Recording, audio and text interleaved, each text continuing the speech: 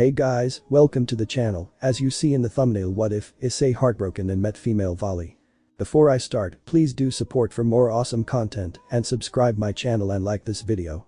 Go support and follow this xBrawlx for writing that awesome fanfic, and also make sure to comment on this story, link in the description. Let's start this video. It was evening, the streets of Kyoto were starting to empty while the people went home to their families, the shop owners starting to close down their stores as well.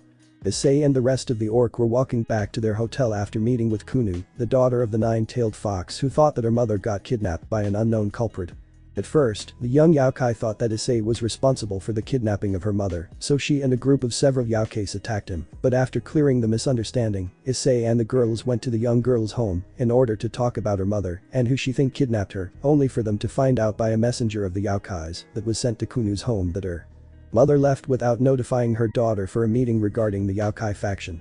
Issei and the girls were almost near their hotel when Issei suddenly spotted a beautiful girl sitting on a nearby bench while crying. Issei did not know why, but something about her aura made him want to go and cheer her up. "I'll be right back," Issei excused himself before he started to make his way toward the crying girl. Upon getting a closer look at the girl, Issei gawked. She had blonde hair that reached to her shoulders and blue mesmerizing eyes, as well as a slim figure. "Hey, are you okay?" Issei silently asked as he approached the crying girl. The girl panicked at first, thinking that someone wanted to harm her, but upon seeing Issei smiling at her, she relaxed. "Hey? Oh, it's nothing," the girl said, avoiding to tell the brunette why she was crying. "Are you sure?" Issei asked in a tender voice. "Yeah, thanks anyway," the girl said with a small smile that captivated Issei. "Beautiful," Issei muttered as he looked at the charming smile the girl gave him. The girl had wide eyes when she heard what Issei said before she started to blush like crazy. "I am beautiful?" the girl asked in shock. "Why, you heard me?" Issei asked in panic as he realized that he was heard. "Why, yeah, did you really mean that, though?" the girl asked in doubt. "If I didn't know otherwise, I would have thought that you were an angel sent from heaven," Issei said while blushing slightly with a small smile as he told the girl what he thought about her, making her blush intensify. Stop it," the girl said as she punched him playfully while smiling. Okay, Issei said in defeat while lifting his hands up a bit in a playful manner. "What is your name, by the way?" Issei asked after remembering that he never got the girl's name. "Lefay," the girl said, making her name known to the brunette who smiled in response. "Nice to meet you, Lefay. I am Issei." Issei introduced himself. "Nice to meet you, Issei, and thank you for making me feel better," Lefay said gratefully. "No problem," Issei said before he gazed back at Riaz and the rest, who looked very irritated for some reason, making Issei very confused. "It was nice meeting you, Issei, but I have to go now. I hope we will meet again," Lefay said as she started to get up from her seat and walk away. "I hope so too," Issei said while waving the girl goodbye before he turned back to Riaz and the rest. "Sorry about this. Anyway, let's go back to the hotel. I am tired," Issei said after yawning. The girls did not respond and instead just walked ahead towards the hotel. The rest of the walk was silent, much to Issei's surprise, but he decided to shrug it off, thinking everyone was just tired as he was. When Issei and the rest came back to the hotel room, they all entered their room and started to get ready to sleep. Issei noticed that the girls seemed to talk like usual with each other, but for some reason ignored him and chose not to speak to him ever since he talked with Lefay. "Everyone, is something wrong?" Issei asked in curiosity, but he was surprised when he saw the girls glaring at him. "Ice, for you, what are we?" Riaz asked in anger. "What do you mean, but you?" Issei asked, perplexed, not understanding what Riaz meant. "How do you feel about us?" Akeno suddenly interjected, clarifying what her king meant. "How do I feel about you?" Issei said, running the question through his mind as he tried to come up with an answer. "Well, you are my friends, my comrades, and I care greatly about you." Issei replied with a smile, satisfied with his answer, but his satisfaction did not live for long when he saw the girls' reaction. The girls were very upset when they heard how Issei talked with that girl from earlier, and it made them feel doubt in their heart. Were they not enough for him? Sure, he wanted a harem, but he already had them, and as much as they hated to admit that, he did not treat them like he treated that girl, which made them even sadder. They started to remember all the times they attempted to interact with Issei in a romantic and intimate way. They remember the looks afraid he had when he looked at them and how scared he was. They were confused as to why the brunette they all loved dearly acted like this, and when he asked them if something was wrong, they decided just to confront him about his feelings towards them, but when they heard his reply, they wished that they would never have done that. After hearing that he considered them as friends and comrades, they felt their hearts ache and their rage to grow up. At least that's how they felt on the inside, but on the outside, they were sobbing in sorrow. "What's wrong? Did I do something wrong?" Issei asked in panic after seeing the girls crying heavily. The girls compassed themselves before resuming their glaring at Issei, who now jumped in shock at how they were looking at him. He never saw them looking at him with such anger, and it made him afraid and confused. Do you have any idea what is wrong? Issei asked Kiba, hoping the blonde will be able to help him. Seriously, Issei-kun? You don't even realize what you did. Geez, I can understand very well what the girls are going through. Kiba said in aggravation. What do you mean? Do you know what is going on? Issei asked in confusion and desperation. Yes, but you need to figure this out on your own. Kiba deadpanned. Issei did not respond and instead frowned from the blonde's sudden aggression towards him. Why is Kiba so mad? Seriously, what the hell is happening? Issei thought in confusion as he tried to comprehend the situation. Issei was about to ask Riaz what he did wrong so he could fix it before he heard her mutter something that made his heart break. I never should have reincarnated you. Riaz muttered silently in anger and frustration, thinking no one heard her. But do you really mean that? Issei asked in sorrow, afraid to hear the Gremory heiress answer. Riaz frowned upon realizing that she was hurt and chose not to respond, while the rest just looked at her in confusion as to what Issei meant. Did I really mean that? Riaz thought in confusion, her mind was in turmoil. She loved Issei very much, but there were times that he really hurt her and the rest without even realizing it. The frightened looks, the inconsideration towards their feelings as he flirted with a girl right in front of them. But the worst thing for Riaz was how he addressed her. Every time he addressed her as Butchu and not in her first name made her heartache. Everyone looked at Riaz with confusion after hearing Issei's question. They were confused as to what Issei was talking about and why he sounded like he was in pain. Yes, they suddenly heard their king say. Please tell me that this is some cruel joke, Issei said in desperation, hoping with every fiber of his being that Riaz didn't really mean what she said. I am sorry, Ice, but there are times when I think that I made a wrong choice reincarnating you, Riaz said in sadness as tears once again cascaded her cheeks. Everyone gasped in surprise when they heard what Riaz said. They thought that Riaz loves Issei more than anything else after everything they have been through, but hearing that she had doubts about her decision to reincarnate him made them very shocked. Upon hearing what Riaz said, Issei's feeling was a mixture of sorrow, anguish, remorse and fury. Partner, are you okay? Drake asked after sensing the distress his partner was currently experiencing. Issei did not answer, which startled the Welsh dragon. He was asleep when he suddenly woke up in response to Issei's intense feelings, and he was very confused as to why his partner felt like that. I thought you loved me, all of you, but I was wrong. It's just like last time, Issei muttered silently, but he was heard by everyone who frowned in response. If you felt that way, then you should have left me to die. Issei suddenly shouted in anger, shocking everyone. Ice, Riaz said in sadness after witnessing the brunette outburst in anger, the rest looking at Issei in sorrow. Issei did not respond and instead glared at everyone before he stormed out of the room in anger. Ice, wait. Come back please, Riaz shouted in desperation while lifting her hand and pointing it towards the door like she tried to reach for it. What did he mean when he said like last time? Irina asked in confusion, but she got no answer as everyone was deep in thoughts, trying to digest what happened right now, except for one person who frowned after hearing Irina's question. At first, she did not realize what he meant, but after thinking about it, she remembered the one person who scarred him for life. Rainer Kaneko said with a frown after realizing what Issei meant.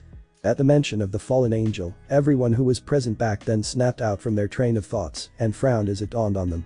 They muttered as they thought about the fallen angel as the pieces started to come together. The frightened looks, the need to have many girls to love him, the lack of reciprocating their feelings. It all made sense. He still didn't recover from what she did to him. What have we done? Akeno said as dread filled her and the rest. We have to find Issei-kun and apologize before it's too late, Kiba said in urgency, while hoping that they won't be too late to find Issei. Riaz just stood still with a look of emptiness. What have I done? She thought to herself as she remembered what she said to the boy she loved so much. She couldn't remember why she said that she regretted reincarnating him as her mind was in utter chaos. Riaz, are you okay? Akeno asked her king in worry after seeing the empty look her eyes held. Riaz continued to look ahead while ignoring her queen question, which made her worry to increase. Riaz, come on, snap out of it. Akeno said while she shook her king. Akeno. Riaz said after regaining her senses. Riaz, we have to go and find Issei as soon as possible, Akeno explained to her king with urgency. Alright, let's go, Riaz said, still a little shocked before they all went outside to search for Issei. I can't believe that after everything we've been through that's how they treat me, Issei said in disbelief. I thought that they loved me, especially Riaz, but apparently I was wrong. Rainer was right, Issei said in sadness. On this day Issei received a grim reminder. The reminder of his time with Rainer and the things she told him which eventually scarred him for life. He aimlessly strolled while contemplating everything that transpired today before he found himself in a ruined shrine. How did I get here? Issei asked no one in particular as he looked around the shrine. He heard what appeared to be a girl calling him. He looked around the shrine to find the source of the voice, and upon finding it he tensed up. There stood Vali and Cao Cao, both looking at him carefully. Boost. The Welsh dragon voice echoed through the shrine as a bright light erupted before his red gauntlet appeared on his left hand. Cao Cao and Vali looked unfazed at the summoning of the boosted gear. Issei did not waste any time and got into a battle stance in preparation for the inevitable battle, but he was surprised when it didn't come. "You're not going to attack me?" Issei asked in confusion, to which the duo nodded. "We didn't come here to battle, Issei," Vali said with her tenderness to avoid provoking the boy. "So why did you come here, huh?" Issei spat out in fire. "Relax, kid, we just wanted to talk to you," Cao Cao interjected. "About what exactly?" Issei asked impatiently, he had enough of this already. "You joined the hero faction," Vali deadpanned, which made Issei have wide eyes in response. "Gay join you? Are you crazy? There's no way I'll do that," Issei exclaimed in pique, rejecting the ridiculous offer. "And why is that? Are you content with being a devil in that Gremory girl peerage?" Cao Cao nonchalantly asked as he gazed at Issei carefully, examining his expressions carefully. Issei had frowned upon the mention of Rias before he answered Cao Cao. "That's none of your business," Issei said in irritation. "Perhaps, but are you really happy being just a flashy toy for them? A source of power and nothing more?" Cao Cao asked in curiosity, making Issei pissed. "Don't be with me. I am not just a source of power for them," Issei said with fury, refuting Cao Cao's accusation. "Are you sure about that, boy?" Cao Cao asked, and just as he expected he saw doubt rising within Issei. Cao Cao was no stranger to manipulating peoples. He was a very charismatic person that managed to convince many sacred gear users to join the hero faction by their own will, or if there wasn't any choice, brainwashing them into joining. But he didn't need to influence Issei. He knew that if he played this right, he would manage to make the boy doubt his friends and join them, but he had no idea that luck was on his side. I don't know," Issei confessed in sadness, his head lowered down as his bangs covered his eyes. If Cao Cao would have asked Issei that question a few days ago, he would have no doubt, but after everything that transpired earlier, he wasn't sure anymore. Was I really just a flashy tool for them? Issei repeated Cao Cao's words in his mind, trying to make sense out of them. "There are times that I think I made a wrong choice reincarnating Uria's words heard in his mind, the painful confession of the crimson-haired girl that shattered his heart. I guess I really was just the flashy red dragon emperor," Issei had thought in sadness before anger started to grow inside of him as he remembered everything he did for them. He was broken, the feeling of betrayal and sorrow clouding his heart, along with the feelings of rage and loathing. He didn't loathe the girls, he loathed himself for opening up for them and letting them penetrate the walls he erected after what happened with Rainer. He thought that with them it would be different, that they would be able to heal the hole in his heart that was left by the vicious fallen angel, but they just expanded it, much to his dismay. Was this all an act? All those times they crept into my bed and tried to seduce me. Was it also that I will stay loyal to them so they could take advantage of my powers until they deemed them useless? Issei asked himself in anguish as he realized that all the happy moments he had with the girls was just a facade. "So kid, do you want to join us and crush those who hurt you?" Cao Cao asked after examining the expression on Issei's face. He looked hollow, like a part of his core had been ripped out. Cao Cao started to feel sorry for the boy after seeing the condition he was in. He wanted to help the boy and make him understand that the supernaturals are nasty beings that should be exterminated because they will always hurt you to achieve their desires. Vali for her part looked ahead with pity. She wasn't used to seeing her once ferocious rival this broken. She remembered the fights they had and how determined he was to protect the Gremory girl and her peerage, how he cared for them to the point that he laid his life on the line for them. She would never admit it, but she found his determination and ferociousness very attractive to the point that she started to have a crush on her rival. In this instance, Vali made a resolve that she swore to stick to regardless of what will happen. "I am going to help him, I am going to mend the broken pieces of his heart, regardless if he is my rival or not," she thought in determination. She couldn't bear watching her rival in this condition, and she knew that if she wouldn't do anything, then his condition would just get worse. "Yes," she suddenly heard Issei say. She was confused as to what he agreed to, before she quickly remembered Cao Cao's question. After realizing what he agreed to, she was shocked, but she expected it to happen at the same time. "Very well, boy, I will get rid of your evil pieces then," Cao Cao said with a small smile. "But I'll die," Issei said in panic as he remembered the consequences of ejecting your evil pieces.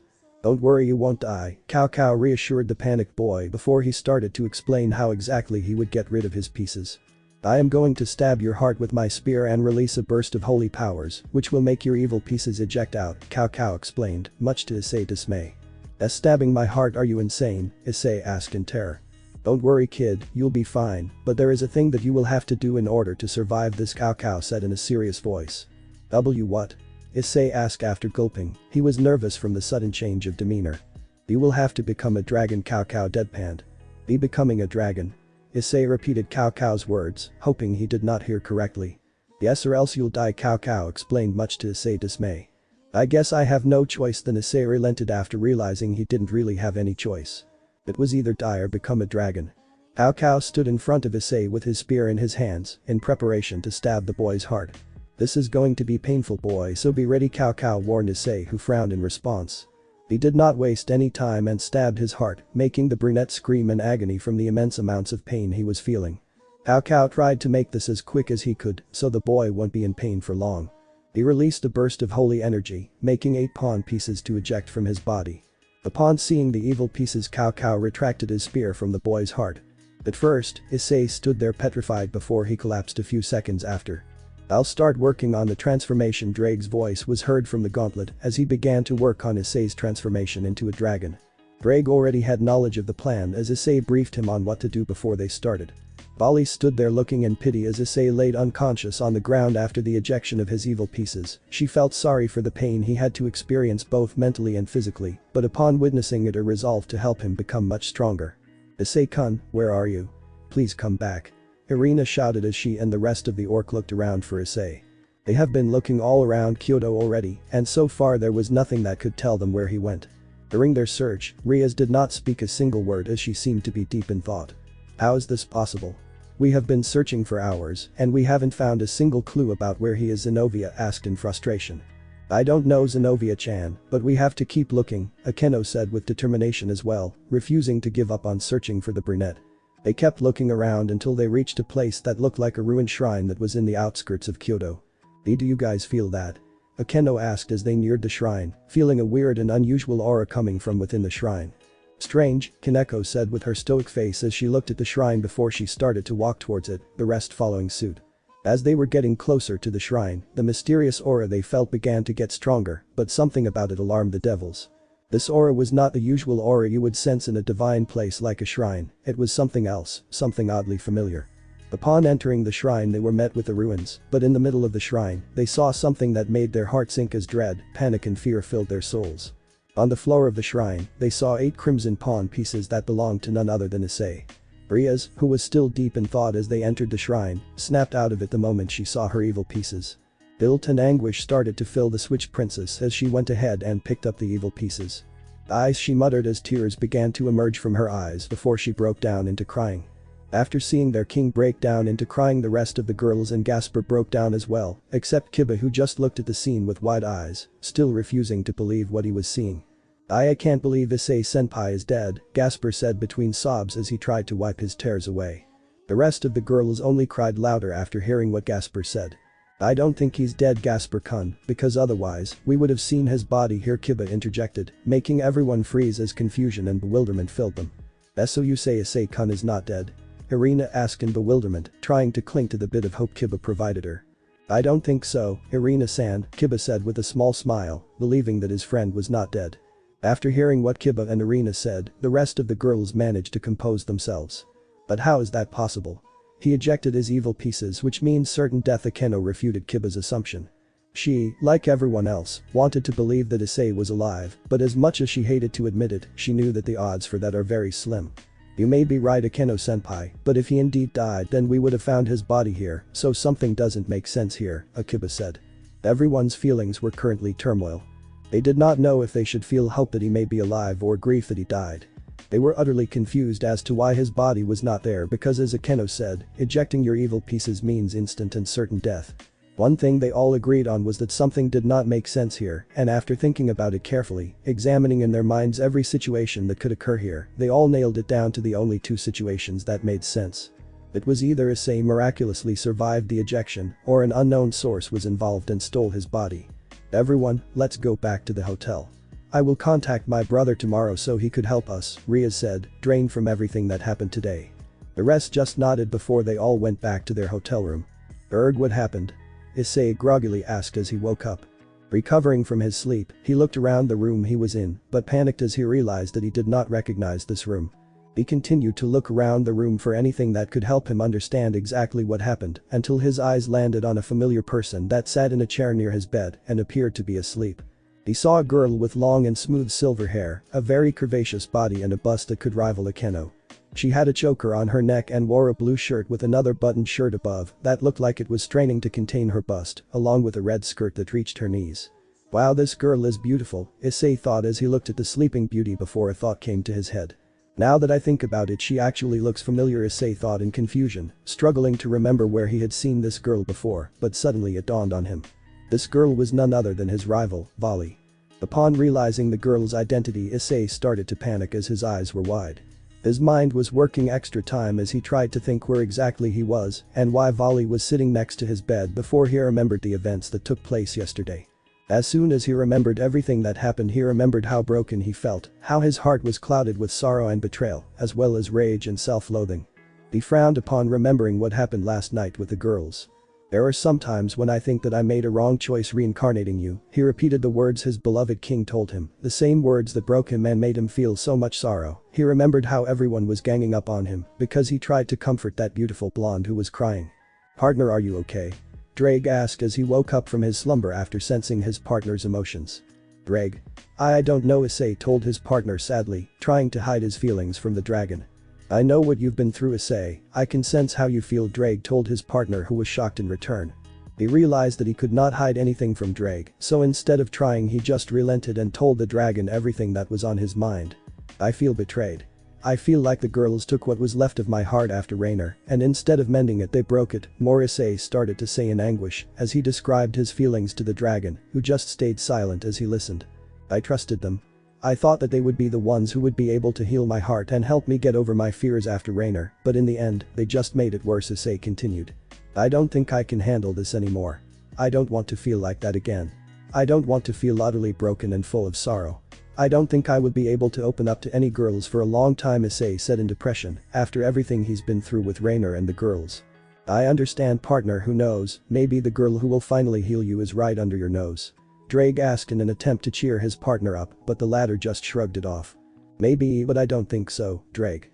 Until you find that girl, I am going to try and help you heal your partner," Drake told his partner with determination, reminding him that no matter what he still had him on his side to help him. Like Vali, the Welsh dragon could not stand to see how broken his partner was. He felt like an entirely different person to him. He wasn't the usually cheery pervert who was interested in nothing but boobs. Instead, he was a shell of his past self who was clouded with nothing but sorrow, betrayal and self-loathing, and this made Drake very uncomfortable. Issei was deep in thoughts after he finished talking with Drake. He was thinking about his course of action now that he is not a devil anymore and instead is a part of a terrorist organization that the three factions want to exterminate. "Haidu? Are you awake?" someone asked Issei in a tender voice. After snapping out of his thoughts, he looked around for the source of the tender voice and saw Vali standing up and looking at him with a small smile on her face that she hid as soon as she saw Issei looking at her. "Vali? Why, yeah, I am awake," Issei replied with an empty voice that didn't go unnoticed by Vali, who frowned in return. "How are you feeling?" Vali asked with a small smile on her face that vanished as fast as it appeared. "Fine," Issei said, exasperated, making Vali frown in response. "Are you sure?" Vali asked, not letting go despite the brunette attitude. "Like you really care," Issei rebutted in anger. "What the hell has gotten into you, Haidu?"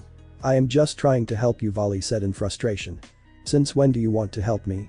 You always boast on how you are going to destroy me and that I am a weakling," Issei refuted, making Vali frown in return. From now on, Vali is deadpanned, leaving no room for Issei to doubt. Issei was very surprised from what Vali said. He never expected that his rival will care for him, because so far she only claimed that she would destroy him and become the true White Dragon Empress, so seeing how she suddenly care for him surprised him greatly, but it also left him confused as to why exactly she started to care now. "Why now?" Issei asked in a neutral tone. "Because I saw how broken you were and I can't stand seeing my usual ferocious and full of determination rival that I came to lower respect," Vali spat out in anger as she almost revealed her true feelings for her rival. Issei on his part was awestruck from Vali's statement.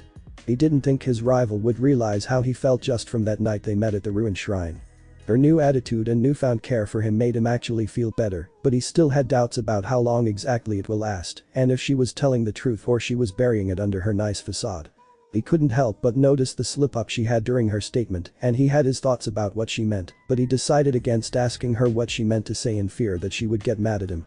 "Thank you," Issei muttered quietly for no one to hear, but thanks to her enhanced senses, Vali picked up exactly what she said, making her frown. "What did you say?" Vali asked, wanting him to repeat what he said louder. "I said thank you," Issei muttered loud enough so it was audible without the need of enhanced senses. Upon hearing him saying that again, Vali replaced her frown with a sincere and big smile. She was happy that Issei had acknowledged her change of heart and she hoped that in time he would be able to trust her completely, but she wasn't going to stop here. She wanted to mend the broken pieces of his heart back together, to tell him how she felt about him, while hoping that he will reciprocate the feelings as well. She wanted to be his column which he can rely on in difficult times, and that he would be hers. She wanted to restore him back to the same ferocious, determined and kind guy that she came to fall in love with. She wanted to be there for him forever. "You're welcome, Haidu, I will do my best to help you," Vali replied to her rival, still with her big smile. "Thanks again, Vali, I appreciate it," Issei said, returning a big smile of his own that made the silver-haired girl's heart skip a beat. "I have to go now, Haidu, but if you need anything let me know," she said before she turned around and left the room, leaving Issei with much to think about. "Are you sure it was Vali, Drake?" Issei asked his partner in uncertainty after shortly Vali left the room. "Indeed, partner, though I must say that her sudden change of heart is very nice to see," Drake said in delight. "Maybe, but I am still not going to trust her completely just yet, not after what happened to me with Riaz and the others," Issei replied. He couldn't afford to let his heart and trust be broken again, that would destroy him completely and he knew it, so he needed to be more careful about who he would trust. "I see a partner, but I don't think that Vali has bad intentions." I sensed that she sounded very sincere when she spoke, Drake interjected, telling his partner what he sensed. Issei did not respond and instead resolved to give Vali a chance to earn his trust. He would never tell Drake that, but he found Vali to be a very attractive woman, and her determination to become the best was actually something that motivated him, as he slowly developed a crush on her, but after what happened with the girls in Rainer, he wasn't sure she out of all peoples would reciprocate those feelings, and he was afraid to reveal them to her, at least not yet. "Did he wake up already?" Cao Cao asked as he saw Vali exiting Issei's room with a smile on her face, while she looked like she was deep in thought. What? "Oh, yeah, he woke up," Vali said as her train of thoughts was broken by Cao Cao. "That's good, I should go and pay him a visit later," Cao Cao said, content that the brunette woke up. Vali did not say anything and instead nodded in approval before she went ahead to her room. "Issei, we need to talk," Drake spoke in Issei's mind suddenly, alarming the boy. "About what?" Issei asked warily. He knew that every time Drake said they needed to talk, it was never about anything good. "After your evil pieces got ejected I transformed you into a dragon like you asked, but you need to know the ramifications of that," Drake told his partner, who for his part remained expressionless as he kept quiet, making Drake continue talking. "Anyway, you should know that since you are a full-fledged dragon now, you will adopt some draconic traits, such as hardened skin and enhanced senses, mostly smell and sight, but you will also be very vulnerable to dragon-slaying weapons and attacks. Your strength and magic reserves will increase as well," Drake elucidated. "Wow, that's a lot to take in," Issei said with a bit of shock as he heard the consequences of his transformation. "Is there anything else I should know?" he asked, making sure that there wasn't anything Drake forgot telling him. Yeah, there actually is. You will get some of my affinities and characteristics, but I am not sure which, so we will have to wait and see," Drake added, much to Issei's dismay.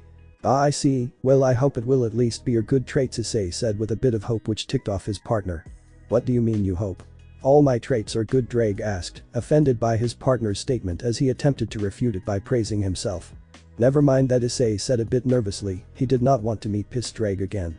The dragon just grumbled something that Issei did not manage to hear, except for a few words like boob, freak and pervert. It has been a few hours since Issei finished talking with Drake about the consequences of his transformation. At first, the brunette was very alarmed from the effects, but as he thought about it more and more, he realized that it was a small price to pay, and that there are actually more pros than cons, such as regaining his enhanced senses, but without the sensitivity to daylight and hardened skin, along with expanded magic reserves, and increase in strength. But as he was trying to adjust to his new life as a full-fledged dragon, he also had to adapt to another new life. Life as a member of a terrorist organization that is hated by all the three factions. Never in his life did he imagine himself aligning with them, but he did not regret his choice. He saw how bad his supposed friends treated him, and he figured that nothing could be worse than that. Knock knock. A knock on the door was suddenly heard, making Issei jump slightly. Issei didn't say anything as the person on the other side opened the door after hearing no response. "Yo kid, I see that you are awake and well," Cao Cao said as he entered the room. "Cao Cao? Why yeah." Issei nervously said as he looked at Cao Cao a bit warily. "Sigh. Listen, boy, I know that we have been enemies before, but right now we are on the same side, so you can stop being nervous around me," Cao Cao said, sighing as he saw how Issei was nervous around him. "Sorry, but it might take me time to fully trust you or anyone in that matter," Issei admitted as he relaxed slightly, making Cao Cao a tad happier. "Fair enough, I don't know what you have been through, but from what I saw it was quite major," Cao Cao said in pity aimed at the brunette. "I don't want to talk about it," Issei said as he averted his gaze downward to his thighs, dismissing the issue before it would get any further than that. "I understand," Cao Cao replied as he struggled to come with something to talk about instead. "Why are you here?" Issei suddenly asked in suspicion. "What do you mean, boy?" "I came to check on you," Cao Cao replied, surprised by the sudden question. "But that's not all of it, right?" Issei refuted, making Cao Cao sigh in defeat. "Sigh. I wanted to let you know that you will be introduced to your fellow members and new comrades tomorrow," Cao Cao revealed. Issei for his part was starting to be filled with dread after he heard what Cao Cao said. He wasn't ready yet to meet his new team and fellow members of the hero faction, he needed more time, but he really had no choice as he knew that he wasn't in any position to ask that. "Are you okay, kid?" Cao Cao asked as he noticed Issei starting to shake slightly. "What? Oh, yeah, I am fine," Issei said, trying to cover up how he felt. "Okay then, I am going to leave now, so if you need anything let me or Vali know," Cao Cao said, shrugging the brunette's weird behavior off. "Okay," Issei replied as Cao Cao started to head to the door. "What am I going to do, Drag?" "I don't think I'm ready for that yet," Issei asked the dragon shortly after Cao Cao left. "I don't know a partner, but you don't really have any choice, just try to do your best and pretend to be friendly for now, until you actually do befriend them," Drake suggested to his partner. "That might work, thanks," Drake Issei said gratefully to his partner. "No worries, partner. I am going to return to my nap now, so I will talk to you later," Drake tiredly said before he sunk into his deep slumber again. "Seriously, what do you do besides sleeping all day?" Issei said in frustration, but the only reply that came was snoring from the dragon. "Nothing is going to be the same ever again after tomorrow," Issei thought sadly shortly after his talk with Drake, as he realized that starting from tomorrow, he will start his new life. He thought about what will happen once the three factions come to know about his alignment with the hero factions and what they are going to do. Even though he wanted nothing to do with the girls, he still had people who he cared for from the three factions such as Michael, Serziches, and Azazel, along with Sona and her peerage, who did nothing bad to Issei when he thought about it. He was a bit sad that he lost a fair bit of his friends because of his new alignment, but he did not regret his choice, because the more he thought about it, the more it made sense to him that what Cao Cao told him on that night was true. He was just a flashy toy for them, a source of power that was at their disposal whenever they saw fit, and he didn't know if he could still trust them or not after what happened. He dreaded the moment where he will have to face all of them, and he hoped that it wouldn't be anytime soon. As he started to think about all that, his thoughts shifted to the girls as anguish and sorrow started to fill him. He thought about Irina, Zenobia, and Asia, who had a close and unique bond with the brunette. Irina was his childhood friend, and Zenobia was like a lost lamb that grew up in the church not knowing anything until she met Issei, who changed her perspective on everything. Asia, he was her first friend, the one who he saved from his first girlfriend, and the reason he awakened his boosted gear. He then started to think about Riaz, the girl who captured his fragile heart, as well as Akeno. But thinking about them didn't give him any happiness. Instead, it filled him with a familiar feeling of anger and betrayal as he tried to relax by averting his thought to something else, like wondering how they are all going to react once they find out that their flashy red dragon emperor is now their enemy. He thought about everything that could happen for hours until he found himself surrendering to sleep. Issei woke up angry in the morning, thanks to Vali knocking on his door repeatedly. "Haidu woke up," Vali shouted as she continued to knock on his door, increasing the intensity of her knocking each time she did not get a response. She was losing patience quickly and was just about to kick the door off its hinges when she suddenly heard the brunette shouting in exasperation. "What the hell, Vali? I am trying to sleep. Leave me alone," he shouted. "Like hell, I will, you need to get ready for your introduction to the hero faction," Vali said as a matter of fact. "But it's so early now," Issei replied with frustration. "It's noon already, you sleepyhead," Vali said rather playfully when she suddenly heard a loud thud coming from inside the room, making her open the door in panic. Once she opened the door, she was met with a sight that almost made her rolling on the floor with laughter. She saw Issei on the ground with his blanket covering him while he struggled to remove it. Cute Vali silently muttered as she watched the scene unfold, but she panicked when she saw that Issei stopped moving after her muttering. "Hi-do, are you okay?" Vali asked nervously, gulping when she thought that he might have hurt her. "Yeah, this stupid blanket won't go off, though, can you help me instead of just watching me?" Issei asked in irritation. Unknown to Vali, he did hear her thanks to his enhanced senses, but he chose not to do anything but blush at the comment. He loved Vali, but he wasn't ready to let her know that yet, not until he would recover from what happened to him. Vali did not respond and instead just went ahead and removed the blanket from the brunette, who thanked her in return. After that incident, she stayed in the room as Issei started to get ready until she saw him change his clothes, making her blush and run out of the room, leaving a very confused Issei behind. When he finished getting ready, he went outside and saw Vali leaning on the wall right beside his room. "Took you long enough," she said in a playful manner as she got up from her position on the wall and started to walk away, signaling Issei to follow her. When they reached their destination, Issei was met with a sight that made him panic. He saw the entire hero faction gathered around and talking to each other. He gulped upon seeing the amount of people that will dedicate their attention to him once he will be introduced. "Are you okay, Hi-do?" Vali asked in a slight worry as she noticed Issei behaving differently. "Why, yeah, just nervous, that's all," Issei said with a shaky voice.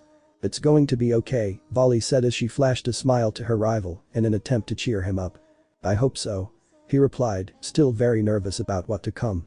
"Don't worry, I am not going to let anything bad happen to you," Vali said, but she was confused when she suddenly saw Issei turn crimson, until she turned crimson as well, once she realized exactly what she told him. They both remained silent until Cao Cao made his appearance on the platform that was in the middle of the room and started talking. "Hello everyone.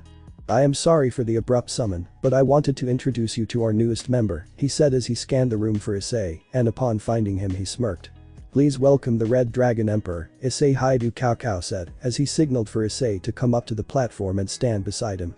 Issei for his part was dreading every moment, but realized that there is no way back from this, especially after Cao Cao introduced him already. He swallowed his fears and did his best to think about other things besides his anxiety as he went to Cao Cao. Upon climbing the platform, Issei was very surprised by the excitement of the hero faction as they clapped and cheered for him. This went for a while until Cao Cao finished talking about Issei and their next course of actions, and when he was done talking about everything that he wanted, he dismissed them back to their normal activities. The room became empty except for Vali, Issei and Cao Cao, who stayed there as they had to talk about Issei's new team. "This went very well," Cao Cao said with a smirk as he remembered the massive cheering Issei got from the other members. "Yeah," Issei replied shyly. "Anyway, before I dismiss you two as well, I wanted to let you know that you are both going to be teammates," Cao Cao said, still with his smirk as he saw the reaction of the duo. Vali was visibly happy as she flashed a big grin to Cao Cao, silently thanking him, while Issei remained stoic on the outside while his mind was racing on the inside. He thought about what is going to happen now that he is assigned to the same team as Vali. Will their relationship improve or weaken? Will he be able to trust her and the rest of the team, which he hasn't even met yet? Especially now that his life could be depending on them. Out of all his thoughts, one stood out in particular that made him the most anxious. Will I mean something to them, or I am going to be the flashing Red Dragon Emperor once again? Thinking about all of this made him very uneasy, and to his dismay, this was noticed by Vali and Cao Cao, who had worried looks on their faces. "Kid, are you okay?" Cao Cao asked as he saw Issei shaking slightly. Issei did not answer him and instead just averted his gaze to Cao Cao, who spoke once again in an attempt to make the boy relax. "Listen, kid, I know it has been hard for you, but at least give them a chance. Yeah, Hi-do, my team, how about you go and relax in your room, and when they will be back I will call you to meet them," Vali suggested, which was received with a nod of approval from the brunette, making her smile in delight before she escorted him to his room.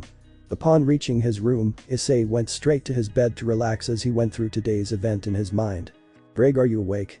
Issei asked in the hope that his partner was awake.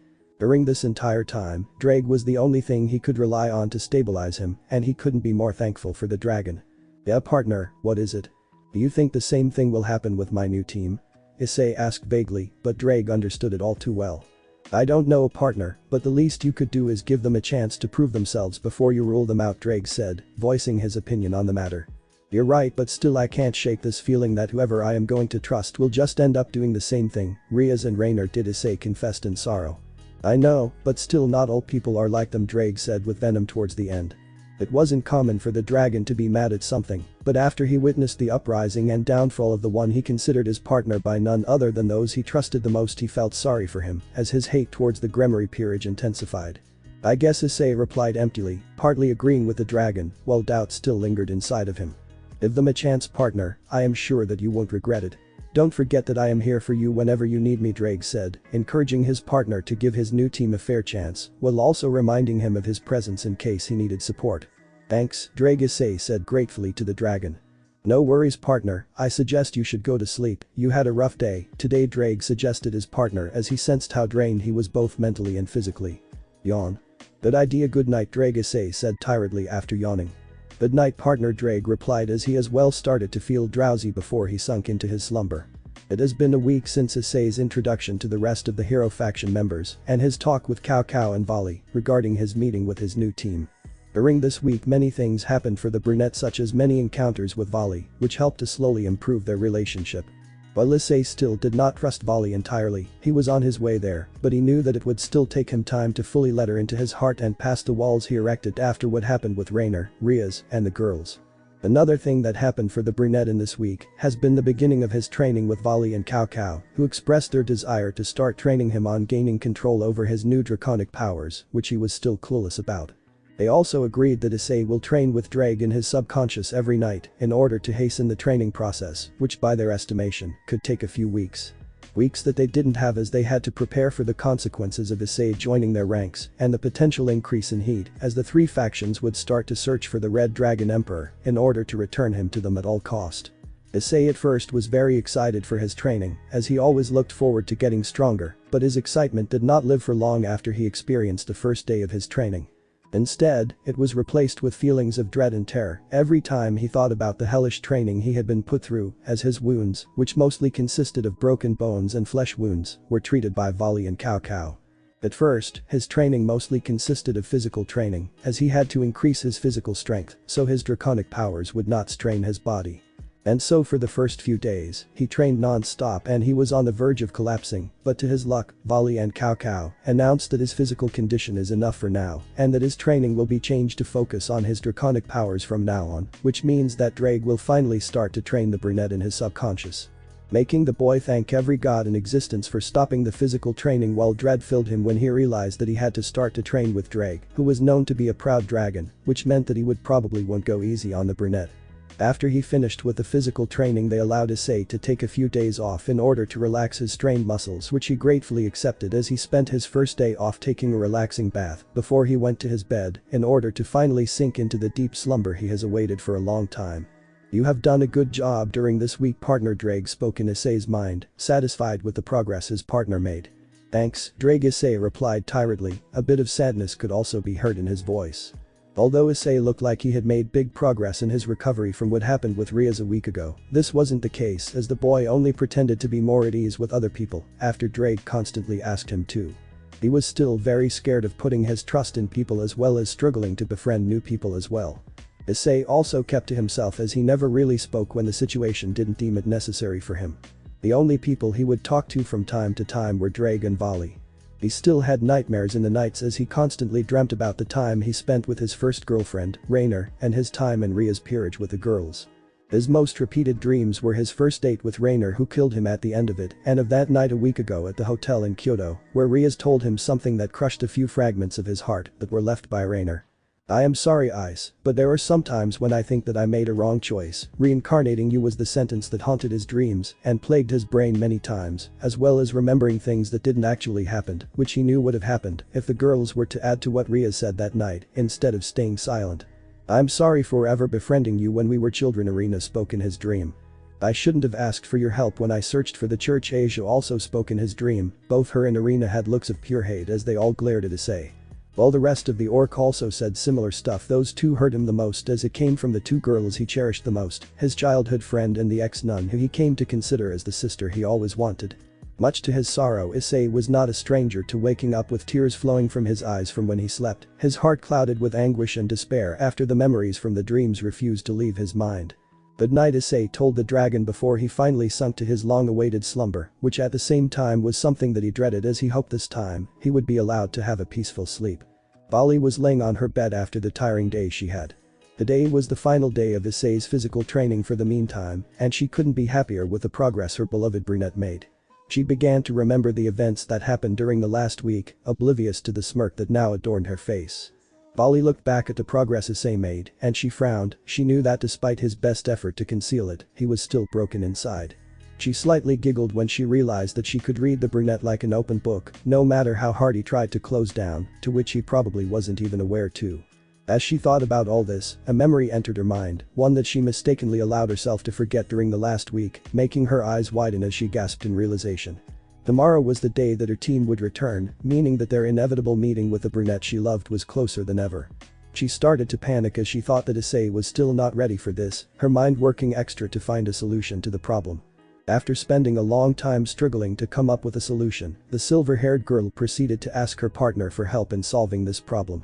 "Albion, I need your help." Vali spoke to the dragon in her mind, hoping he wasn't asleep like he always would when she needed him the most, making her really frustrated as she sometimes wished she would have gotten a different dragon as her partner, one that would spend more time on actually helping her instead of sleeping. She eventually gave up after not receiving a reply from the sleeping vanishing dragon. As she was about to go to sleep, she suddenly heard Albion talking in her mind. "What is it that you need my help with, Vali?" Albion asked in a tired voice as he woke up from his slumber after hearing his partner's call for help. "It's about how do," Vali said, to which the dragon stayed silent, waiting for her to continue.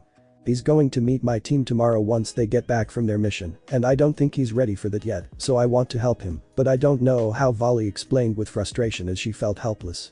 Albion did not answer immediately. He took some time to come up with a proper solution for his partner. The dragon never was fond of his rival's hosts as he considered them weak and dishonored, unlike his partners who were always strong and noble, or so the dragon chose to think. But in Haidu's case, it was different. He was the only host of Drake that the vanishing dragon was actually fond of Issei, after learning all about him from Vali. He also knew how strong the silver-haired girl's feelings were towards the brunette, and her resolve to help him only made him more proud of his partner who he already considered as his best one so far.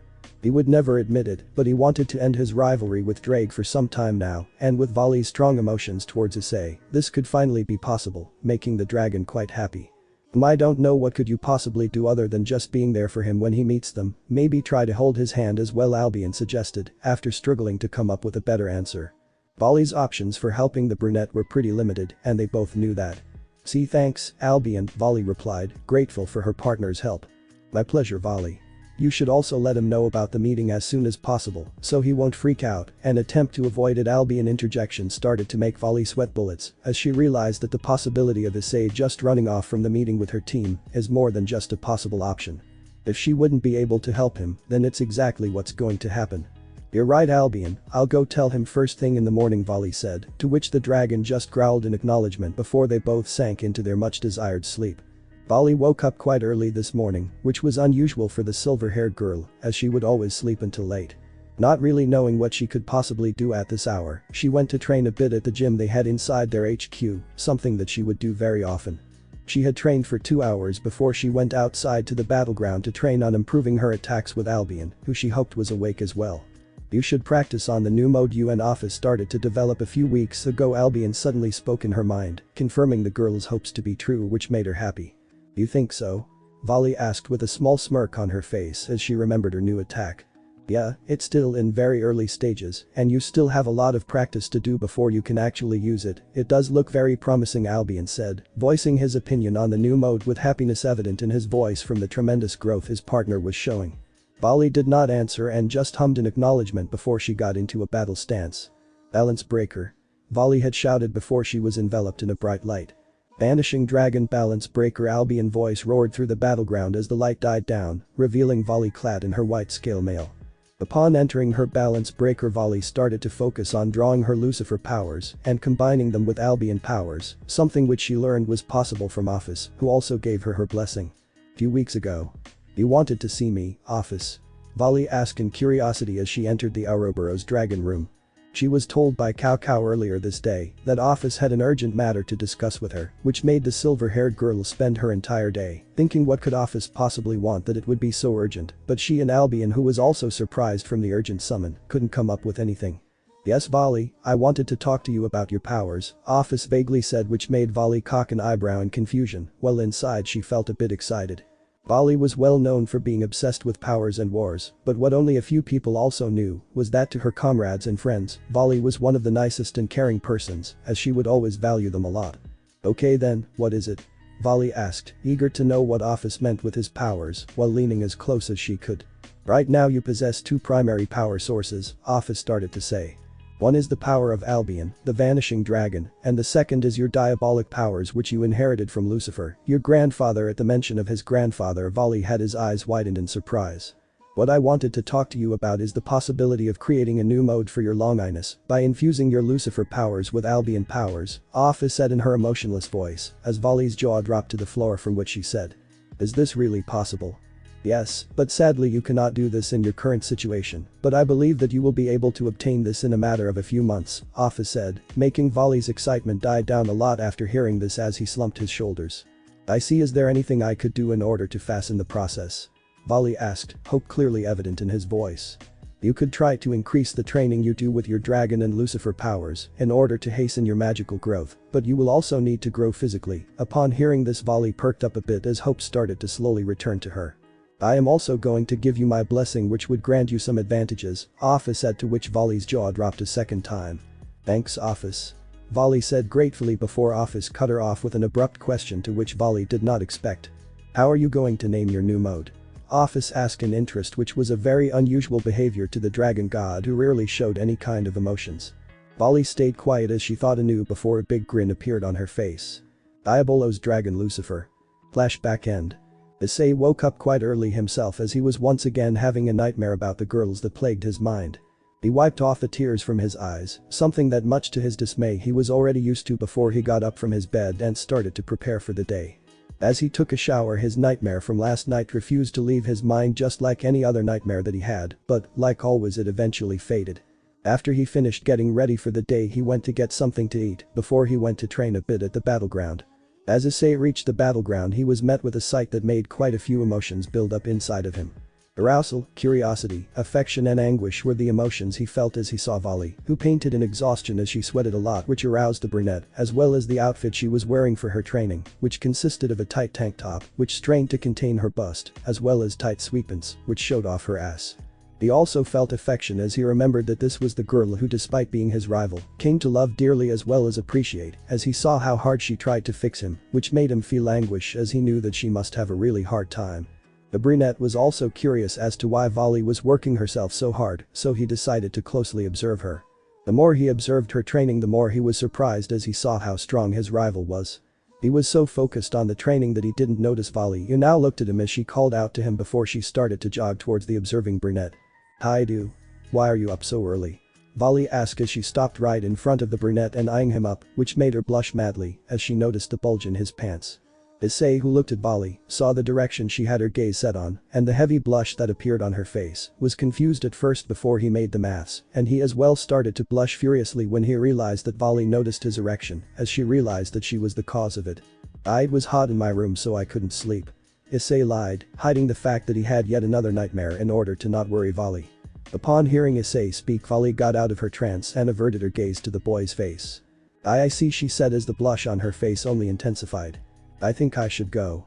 I am actually really hungry, Issei said awkwardly as he rubbed the back of his head sheepishly, his heart beating like crazy as it threatened to burst out of his chest. Wait.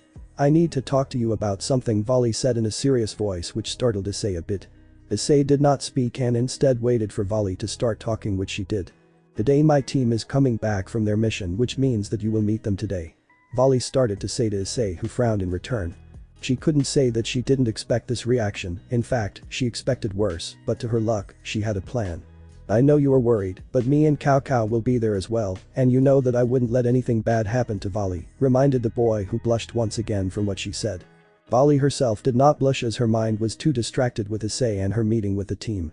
Everything is going to be okay, Vali said as she placed her hand on his shoulder in order to reassure the boy before she started to walk off towards her room in order to take a much needed shower. A huge smile was on her face from the happiness she was feeling. I am going to take a shower, so I will talk to you once it's time to meet the team, she said as she kept walking away from the brunette, who said his goodbyes in return before he went to the cafeteria in order to grab something to eat. A few hours later. It was now time for Issei to meet his new team. He was pacing his room back and forth for the last half an hour as he tried to calm down from the sheer anxiety he was feeling. Issei dreaded this moment ever since his talk with Cao Cao and Vali at his introduction to the hero faction a week ago. "Partner, you have to calm down," Drake told his partner in worry after sensing his distress. Issei did not respond, but after hearing what his partner said he started to take deep breaths as he slowed down his pacing. By the time he calmed down, a knock on the door could be heard before it was opened by Cao Cao, who now stood at the entrance with Vali. "It's time, kid, are you ready?" Cao Cao asked Issei as he noticed the sweat on the brunette's forehead. "Why yeah," Issei said weakly before he started to follow Cao Cao and Vali to the main hall to meet his new team. During the walk towards the main hall, no one dared to speak a word, while Vali and Cao Cao would look at Issei from time to time to see if he was doing okay. They knew how scared the boy was, and they both agreed to do their best to ease it up for the brunette. As they got to the door of the main hall, both Cao Cao and Vali stopped in their tracks before opening the doors as they averted their gaze to Issei. "Here it goes, kid, I hope that you're ready," Cao Cao said before he opened the doors and went inside with Vali and Issei following suit. As Issei entered the main hall, his gaze quickly landed on the unfamiliar faces before he saw one face that he knew all too well, which made him frown. He could never forget her. Her blonde hair that reached her shoulders, her blue eyes, her slim body and the alluring aura that calmed the brunette down. This was none other than Lefay Pendragon, the crying girl who he cheered up on that night. Lefay and her team were in the main hall of the hero faction waiting for Vali, Cao Cao and someone who apparently is supposed to join their team to arrive. They have just come back from their mission, and they didn't want anything else than just to go back to their rooms in order to sleep, but that plan got shot down the minute they came across Cao Cao, who told them about their newest addition and asked them to wait for him and Vali to bring him to the main hall later. The entire team were exasperated by this decision, but decided to comply regardless, and so they spent the last hour in the main hall doing nothing. Once Cao Cao and Vali arrive, "I'm going to teach them a lesson for making me wait, Nai," Kuroka said playfully with a devilish smirk as her mind thought of every possible teasing that she would give Vali and Cao Cao. "Please don't, Kuroka-sama, I am sure that they have a good reason for why they are late," Lefay said in her tender voice as she smiled at the Nekashu. Lefay was a very happy, enthusiastic and easygoing girl. She was also very polite as she will address everyone, friends or foe, with the honorific sama. "I will see, Lefay, but I can't promise you that I'll be able to hold it," Kuroka said while giggling.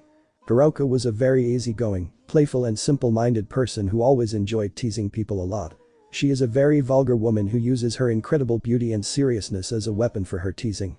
Lefay was about to protest when the doors to the main hall opened and Vali, Cao Cao and their new teammate entered the room. The rest of the team focused on Vali as they missed her a lot during their mission, all except one who gasped in surprise as she stared at the new arrival, with her eyes widened in pure shock. "I say?" Lefay asked the brunette who was staring at her in astonishment. "Lefay? What are you doing here? I didn't know you were a part of the hero faction," Issei asked in bewilderment after compassing himself from the initial shock. I am Lefay," stammered out as her cheeks got red when her mind started to go back to her first meeting with Issei. Lefay remembered the meeting with Issei like it was last night. She remembers storming out after arguing with her brother, Arthur, about what part she should play in the upcoming mission. She wanted to be more helpful to the group, and Arthur, who feared for her safety, insisted that she stay back while they dealt with the enemy, who got Lefay very upset, making her storm out while starting to sob. She remembers sitting on the bench in the middle of Kyoto while crying when a strange brunette approached her, which made her startled, thinking that the brunette was hostile, but upon sensing his intentions, she was very surprised when instead of hostility, she found kindness and a sincere desire to help. "Beautiful," she remembered Issei muttering silently, making her flabbergasted as her cheeks turned crimson. "Did you really mean that?" thought. She recalled asking in skepticism, since no one ever called her beautiful before. "I did. If I hadn't known otherwise, I would have thought that you were an angel sent from heaven." At this memory, her heart skipped a beat like it did when she first heard Issei saying that. She was so deep in her reminiscing that she didn't notice the large smile that crept on her face or the stares she received from her teammates, who were shocked as they witnessed Lefay's reaction to Issei, who they were sure never met before. "Lefay? Are you okay?" Issei gently asked as he looked at the girl who stood petrified in her spot as a large smile appeared on her face. Upon hearing Issei call out to her, Lefay came back to her senses while flushing before she did something which she never thought she would. She ran to Issei as fast as she could before she embraced him so hard that they both fell to the ground, making everyone stare in bewilderment at the girl's strange behavior. Issei was very surprised when Lefay ran to him at full speed before embracing him while tackling him to the ground. He didn't think that the blonde even remembered him from that night, but apparently she has, and she was very excited to see him, which made Issei feel something he hasn't felt for some time now. He felt happy. He knew that this blonde would never betray his trust like Rainer, Ria's, and the girls did back then. She was just too innocent and kind to do that. Her aura, the same alluring aura that attracted the boy to her, had a feeling of pureness, one that even Asia couldn't rival, which made the brunette quite surprised, but nevertheless happy. He returned Lefay's embrace as he laid on the ground on top of her, while starting to chuckle slightly, making everyone in the room, especially Vali and Cao Cao, very surprised. For Lefay's team it was a surprise since they didn't expect Issei to react that way, as they thought that he never met Lefay before, while for Vali and Cao Cao, their bewilderment was because of the fact that ever since Issei joined them he never once laughed, and they were happy to see that he did now. As they all got over their initial response, they all looked at the duo with smiles on their faces before Arthur, Lefay's bigger brother, interrupted that moment. Cough cough. Sorry for intruding on this lovely moment, but may I ask you how exactly do you know my little sister? Arthur asked a question which was on everyone's mind the minute they saw Lefay's and Issei reactions to each other. Upon hearing the question, both Lefay and Issei blushed before they both released each other from their embrace and stood up while sheepishly rubbing the back of their head as they started to recount the events that happened between them. After Lefay finished telling the story of how she met Issei, she was met with faces of pure bewilderment. Especially from Cao Cao and Vali, who looked like their jaws had dropped to the floor. During Issei's entire time at the hero faction, never did he mention this story or Lefay, which made them upset as they realized that even after this whole time, he still did not trust them completely. They couldn't deny that the brunette has indeed made progress in his recovery, but to their dismay, the progress has been minor compared to what they expected. Thus deciding to have a talk with the team regarding Issei after the initial meeting is over. Wow, I didn't expect my sister to meet you, the Red Dragon Emperor, out of all peoples in the short time she spent in town after our argument, Arthur said in slight disbelief, although he wouldn't show it much as he kept his polite and civil composure, a force of habit from his noble family. Lefay, upon hearing her brother address Issei as the famous Red Dragon Emperor, or as she knew him the best, the dragon, gasped in astonishment, her eyes widening as well. Why, you're the dragon? Lefay asked, making Issei blush while he rubbed his forehead awkwardly. What have I done to deserve this? Drake asked as he sobbed inside Issei's subconscious as he thought how his title as the mighty dragon of domination was now tarnished in favor of a title of a loving dragon. Issei, who heard Drake's sobs, started to feel sorry for his partner as he thought about the times he stood by him in his hardest moments, such as his heartbreaks, as he tried his best always to provide Issei with his opinion and solution that he saw fit at the time. He remembered his life as a goofy loving person when he was at Ria's peerage, where he had no worry in the world except for an occasional fight, but now, his life as a member of the most infamous terrorist group, the Hero faction, did not give him the benefit of being goofy as he was. Nor he desired to stay like this after what happened to him with the girls in his life, and upon realizing this Issei decided that he will restore to both himself and Drake the title of the Dragon of Domination, who can make gods perish. Sure, he would still love women very much and will cherish their assets greatly, but instead of boasting about it, he will keep it to himself to not make Drake grieve even greater than it already was. Why yeah, but I am not going to be any more, Issei replied to Lefay after making his resolve, making both the blonde and the dragon within him, as well as the rest of the occupants of the room shocked. Why? I thought you liked being the dragon, Lefay asked as tears started to drop down her cheeks as she learned about Issei's decision to stop being the dragon she admired dearly. I did in my old life, but now, after what happened to me, I decided to change, Issei weakly said as sadness could clearly be heard in his voice, making Lefay curious as to what he meant by saying what happened to me, but she decided to delay further questions on it until she had an opportunity to ask the brunette. I know that you are probably sad for losing a character that you admired, and I am sorry for that, but don't worry, no matter what I will not let you be sad, Issei said with a newfound smile and determination as he gazed at Lefay with eyes that showed his determination never to let the blonde be sad. Issei was feeling many emotions in what's left of his heart. He felt sorrow, determination, and for the first time for quite a while, trust. He felt sorrow that he left behind the last remains of his old self in favor of his new life, but nevertheless, he did not regret this decision. Determined always to keep Lefay happy no matter how he felt, as he knew that the girl did not deserve to feel sadness in her life, especially not the same kind of sadness and sorrow he felt. He knew that the girl was special, her aura transmitted how pure and innocent she was, how joyful and thankful for every moment in her life she was, and how she cherished her friends and family above everything else, and a person like that does not deserve to feel sorrow or heartbreak. Issei knew that no matter what, he could trust Lefay, but as his mind told him to trust her, his heart told him a whole different story, as it still struggled to mend the broken pieces that were made by Rainer and trampled by Ria's and the girls, until there were only small shards. For now, the brunette decided that he will do his best to try and trust Lefay, while also keeping his promise never to make her sad, regardless of whether he trusted her or not. But one thing he knew, no matter how long it will take, his heart will not be able to mend its broken pieces alone. Issei, have you met the rest of the team yet? Vali's question made Issei snap back to reality as he quickly averted his gaze to the silver-haired girl who had a small smile and a blush on her face as she looked at the dazed brunette. And no, Issei awkwardly replied as he realized that he was caught dozing off before he looked at his new team again, and upon landing his gaze on a raven-haired girl, something tugged him in the edge of his mind that this girl was familiar to him from somewhere. Wait. This girl looks kind of familiar to me, Issei said as he pointed at Kuroka, who cocked an eyebrow in surprise from being pointed out by the brunette before she quickly composed herself back. I would have remembered it if I knew someone as handsome as you are, Nai, Kuroka playfully said as she scratched the air like a cat, making Issei flush for what seemed like the 10th time in the past hour. After Issei had got over his blush, he stared at the raven-haired girl intently as he searched for clues about where he might have met her before until he noticed a detail that made him instantly remember who she was. Wait a minute. You're Kuroka, Kaneko's sister. Issei exclaimed in victory as he figured out who the girl was who tensed up at the mention of her little sister. You're that pervert who was in the Gremory peerage along with my Shirin, right? Can you please tell me how she is doing? Kuroka asked while dropping her playful attitude in favor of asking for her sister's well-being as she held Issei by his shoulders while looking straight into his eyes. Kaneko, or rather Shirin, was a very sensitive matter for Kuroka as she always felt bad for how she left her little sister and how her sister hated her after she killed the king of her peerage in order to save both of their lives. She knew that no one but herself knew the real motives of killing her king, which made the devil's job of framing her as a ruthless stray an easy task and thus making her little sister hate her, which broke her heart as she knew that her little sister wanted absolutely nothing to do with her. But Kuroka didn't give up to her heartbreak as she always tried to stay cheery and happy while she teased her friends, waiting for the chance to finally repair her relationship with her little sister. Issei felt bad as he saw the sadness and worry for Kaneko in Kuroko's eyes. He learned about what happened between the two Nekashu and their history when he spoke with Kaneko after their first encounter with her during the Young Devil gathering a few months ago.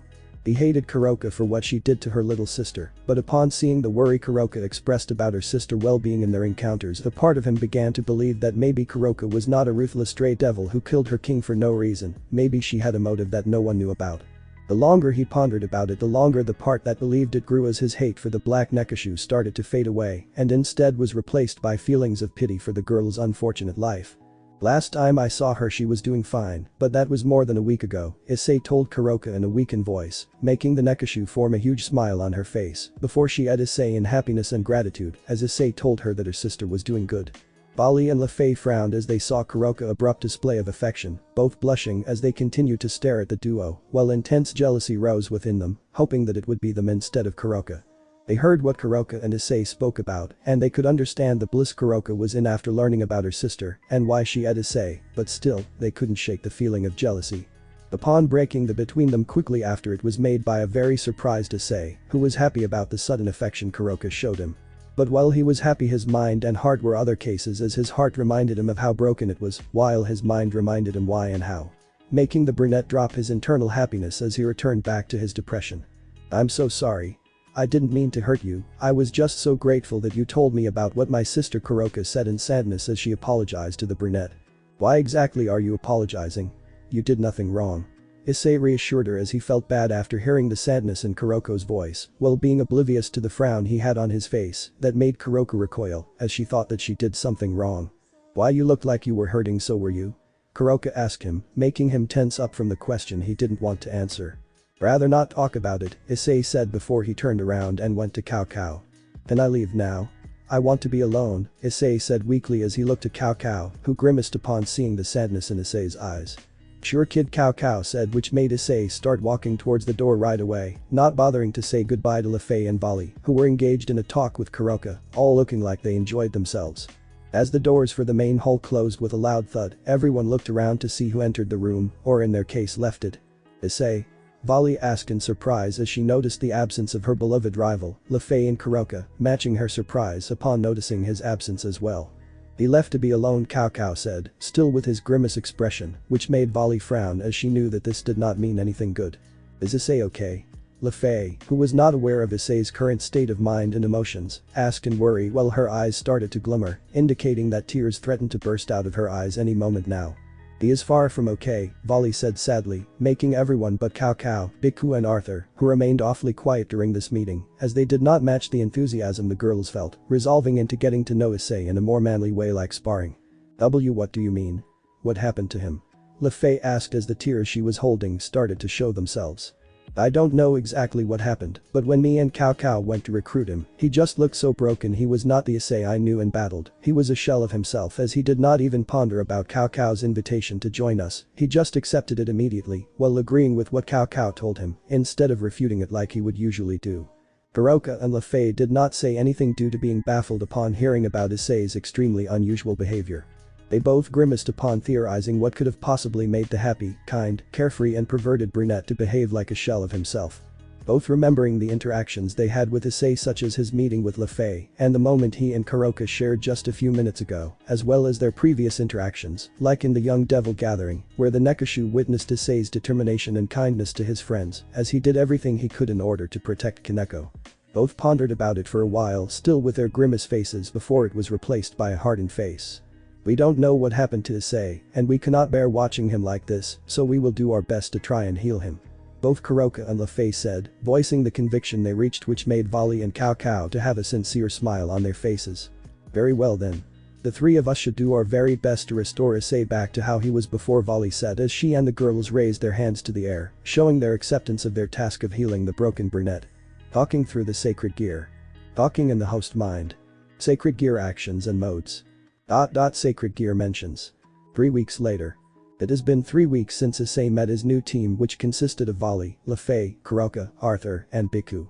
During those 3 weeks, Issei and his team went on several missions, such as eliminating monsters who were a threat to the hero faction, as well as retrievement and recruitment missions, in order to retrieve Long Inus or recruit their possessors to the hero faction.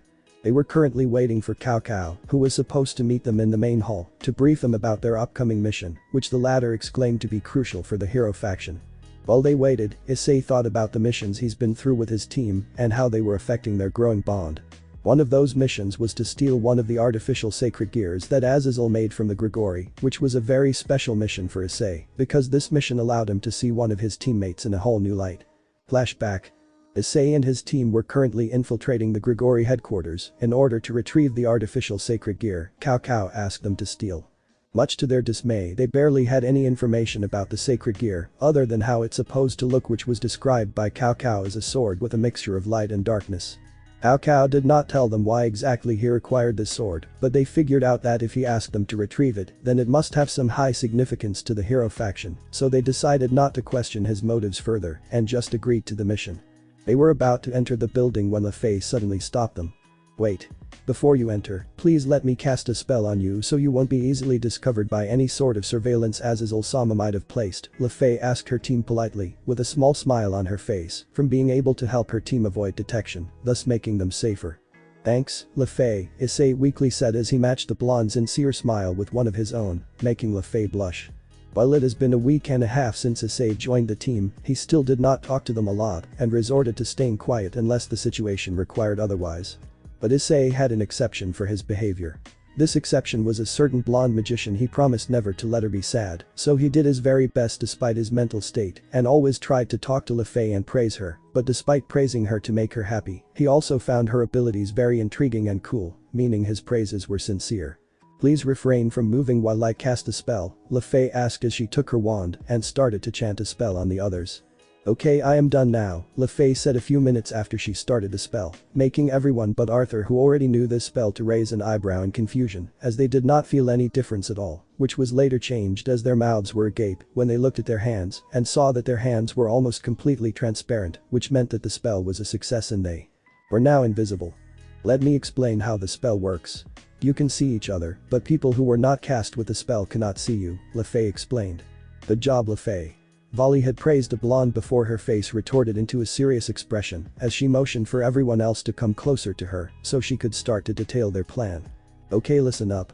We are going to infiltrate the lab where Azazel creates his sacred gears. Stay behind me and under no circumstances break the formation, since we do not know what kind of security Azazel has in this place. Since I know how much he values his creations, you can expect an high-leveled security, Vali explained while everyone listened closely.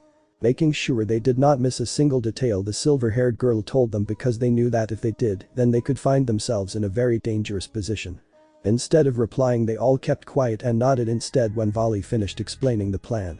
"Okay, then let's do this," Vali said before she and the others entered the building. Vali and the others were roaming around the building to find the lab where the sword is stored, but so far they did not find anything except for some sacred gears, which were described by Vali as abominations that shouldn't have been created, making the others sweat drop. They were at the upper level of the building when they suddenly heard two people talking, which made them all panic before they remembered that they cannot be seen thanks to Lefay's spell. "That sounds delicious. I will definitely give it a try the next time I travel to France," one of the people said, which made Vali tense up as he recognized the voice. "Vali, what's wrong?" Issei, who was right behind Vali, asked in worry after seeing the silver-haired girl tense up. "I know this voice. That's Tobio. He grew up with me and Grigori. We were like brother and sister back then," Vali explained as she started to sweat bullets upon remembering the boy who was like a brother to her. Issei frowned upon hearing what Vali said as he started to feel pity for her when he realized that she might have to face Tobio, who she considered being like a brother to her. Issei placed his hand on Vali's shoulder, surprising her from the sudden contact before he leaned on and spoke gently into her ear in order to assure the girl, as well as not to be heard by Tobio and the other person.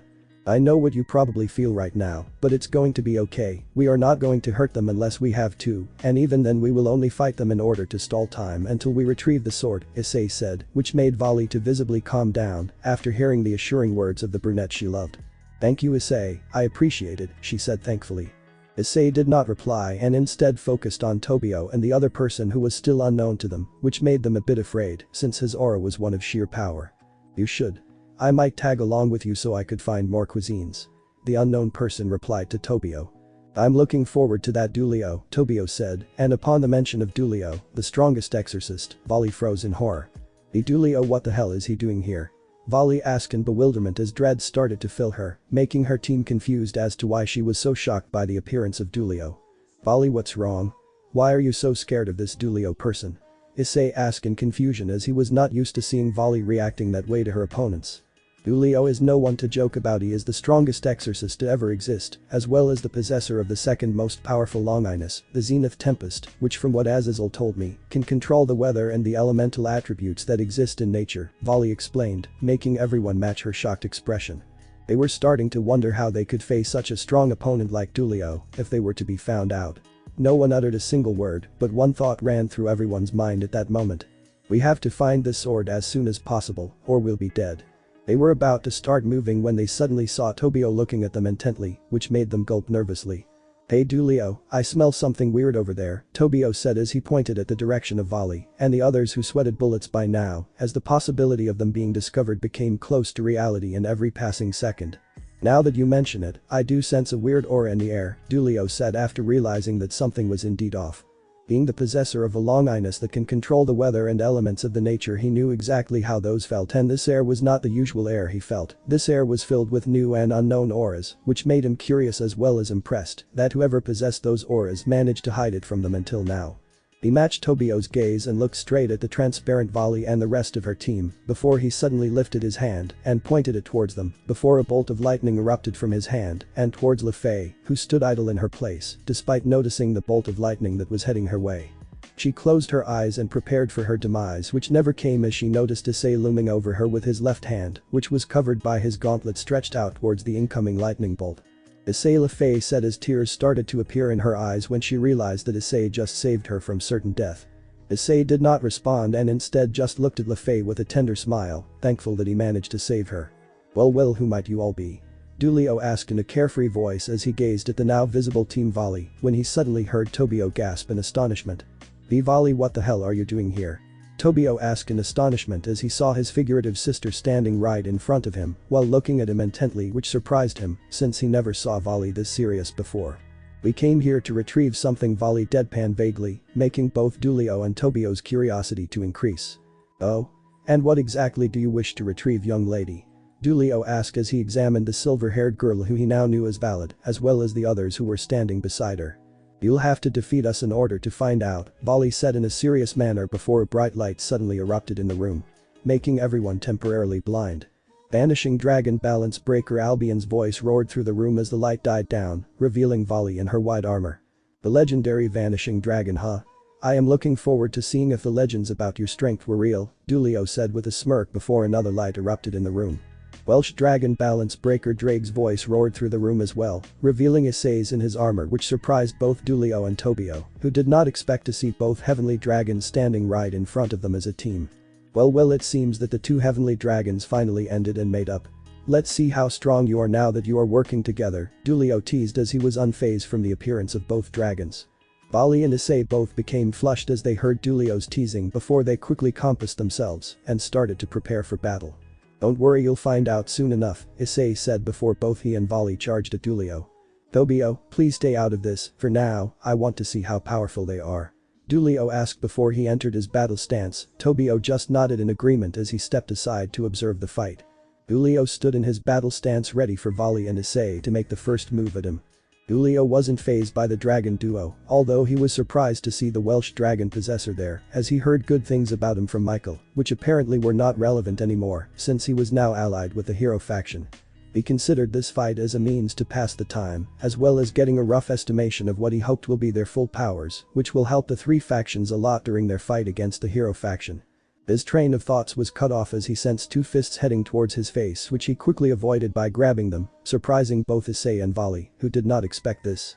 They both broke out of this hold by kicking his stomach, which succeeded as they managed to escape his hold and push him back a few meters.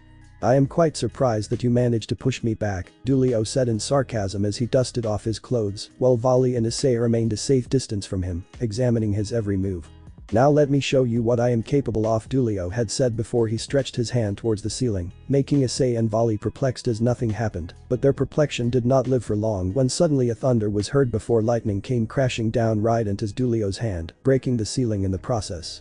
Issei and Vali looked in awe as they saw Dulio taking the lightning without harm before it stopped, and instead he was holding an orange ball in his hand. Now shall we begin? Dulio asked while smirking at the dragon duo before he threw the ball at them, making them panic as they saw the fast speed the ball traveled at, which barely gave them a chance to dodge it, so instead, Vali decided to take the attack head-on in order to protect Issei, despite the heavy damage she may suffer. And so she quickly went in front of Issei and closed her eyes as she prepared herself for the upcoming pain she will feel, only that it never came, so she opened her eyes and what she saw made her terrified. She saw Issei standing in front of her with his back turned to her as he crossed his hands in front of him in order to defend against the lightning ball. Issei! Vali shouted in horror and worried for her rival. I'm fine, don't worry Vali, Issei said in reassurance, but Vali knew otherwise. She could read him like an open book, and right now it said that he was lying, but she decided to confront him about his stupid action later. You are going to pay, Dulio, Issei said before he dashed at Dulio once again with his fist stretched out as he tried to deliver a fatal punch at the angel, who dodged his fist once again. Boost X10 Drake's voice was heard through the room, signaling Issei's power-up, which made Dulio smirk. Issei, who stood right behind Dulio after the latter dodged his fist, vanished from his position before he quickly appeared in front of Dulio, delivering a fatal fist that connected with his jaw and sent him flying to the ceiling. That was awesome, Issei. Vali shouted with enthusiasm as she saw the fist Issei delivered. Issei did not respond to Vali and instead just flushed underneath his helmet before he went towards Lefay and the others, who watched the fight with awe. Lefay, you should prepare to teleport us out of here while Kuroka and Arthur try to find the sword, Issei said, to which everyone nodded before they split up. That's not nice to turn your back on your opponent, Dulio's voice was suddenly heard, which made Issei turn around instantly as he saw Dulio, who recovered from his fist, standing there and looking at him with an expression he could not read. Don't worry, this will be the last time, Issei said before they resumed fighting. Half an hour later. Issei was visibly struggling to keep up with Dulio's insane strength as he dodged yet another elemental attack. The brunette thought that after half an hour the angel would give up, but he didn't. Instead he continued to attack in the same way he attacked when the fight just started. Vali was focusing on providing backup to Issei when he needed it, as well as keeping a close eye on Tobio, who she feared would enter the fight or go after Kuroka and Arthur. You disappointed me, Vali. I never thought you would betray Azazel and join the hero faction, Tobio said to his figurative sister, who looked to be unaffected by his statement on the outside, thanks to her helmet hiding the frown she had. Things happened to Tobio, things that you do not need to know about. Tobio did not answer her and instead continued to gaze at her like he was looking for something, which irritated Vali, who wanted to kick him for that but decided otherwise as she knew that it would be a terrible idea. They both continued to look at each other when a loud explosion was heard, making both of them avert their gaze at the source. What they saw made both of their jaws drop as they saw Issei's attack collide with Dulio's angelic attack as both of the attacks struggled for dominance. Issei's attack was his dragon shot which was heavily boosted, thus making it much stronger than usual, while Dulio's attack was a light spear covered in lightning, which moved in insane speed thanks to Dulio's altering the air with his longiness. "Hurry up guys," Issei thought as he saw Dulio's attack start to overcome his own. "I must say, you were a worthy opponent." Red Dragon Emperor Dulio complimented with a victorious smirk as his attack consumed Issei's. Issei looked ahead in dread as he realized that he could not dodge Dulio's attack and just stood still before an idea came to his mind. "Ascalon." Issei had shouted before a bright light erupted from Issei's left hand. Ascalon Blade Drake's voice roared in the room, and once the light died down, Issei had Ascalon coming out of his left hand's gauntlet. This better work, Issei thought as he hoped with every fiber of his being that the holy sword will be able to deflect the light spear as he knew that this was his last resort. The brunette brought his left hand backward before he punched the light spear with Ascalon, reflecting Dulio's attack much to his surprise as he looked with wide eyes at what happened. There was utter silence in the room while everyone looked with awe at what happened when Issei and Vali heard something that made them both release the breath they were holding. "I know how much you two enjoy fighting, but I think we should go now that we have the sword nigh," they heard Kuroka say while holding the sword they were looking for. Both Issei and Vali quickly dashed towards the others who now stood beside Lefay. "I hope we'll meet again, Red Dragon Emperor," Dulio said as he looked at the retreating duo with a content smile after a good fight. Issei replied before he and the rest were teleported by Lefay. Once Lefay finished teleporting them out of the Grigori labs, they found themselves in the middle of an unknown forest, which confused them as to why they didn't get teleported back to the hero faction's HQ. They asked Lefay if something went wrong, which she responded by telling them that she didn't build up enough magical energy in order to teleport them back to HQ because it was far away, so instead she teleported them as far as her magical outer too. "Well, we should spend the night here before we go back to HQ, Vali suggested as she looked at her teammates and saw how drained they were from what happened. She looked at the skies and saw that it was already dawn. "Good idea.